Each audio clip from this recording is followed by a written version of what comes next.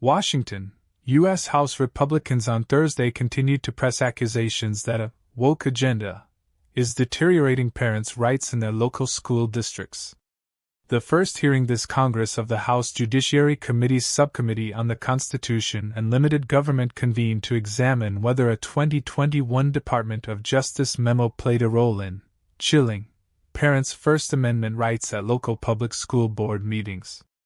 The GOP has for roughly 18 months targeted an October 4, 2021 memo issued by Attorney General Merrick Garland instructing federal law enforcement across the U.S. to open dedicated lines of communication for threat reporting, assessment, and response on possible criminal threats to local school board members over politically charged issues that flared up during the height of the COVID-19 pandemic.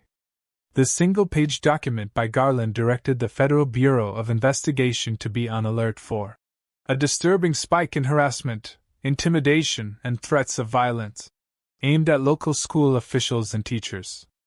Garland has defended the memo, including during appearances before Congress.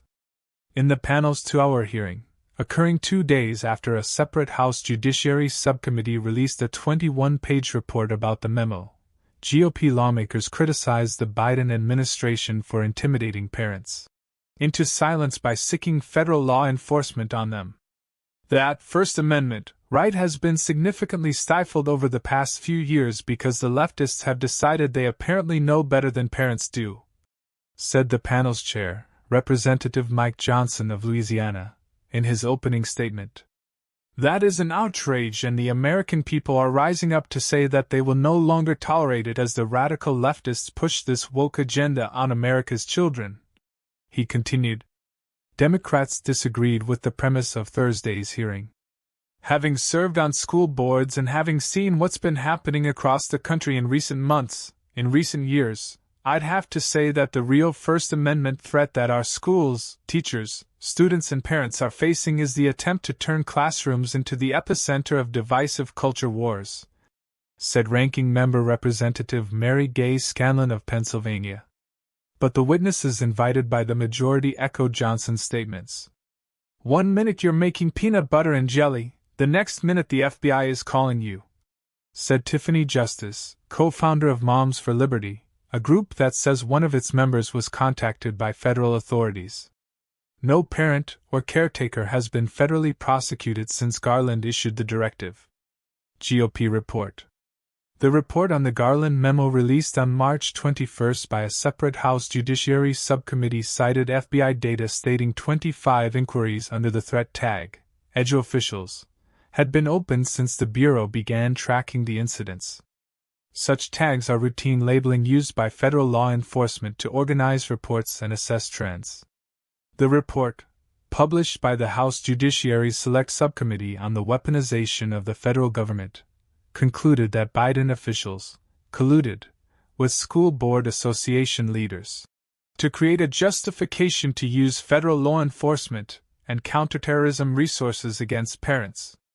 Correspondence between the National School Boards Association and administration officials occurred in the days before Garland issued the memo. The NSBA has since apologized for pressing for federal action during a wave of heated school board meeting interactions. A May report commissioned by the association documented the back-and-forth between its leaders and the White House. The subcommittee cites the NSBA commissioned report and nearly 1,500 pages of documents from the Department of Justice and Department of Education it gained access to after issuing a subpoena to the agencies in February, according to the report. Scanlon said there are different types of speech in question. There's a huge difference between attempts to suppress free speech based on content as we've been seeing in recent years, and addressing speech that may be criminal because it threatens violence, which we have seen directed toward educators and school board members across the country, she said.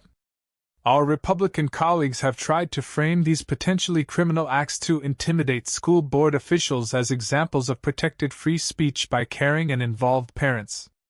They are not. The subcommittee's chairman, Johnson, promised that the hearing is surely not going to be the last on the topic.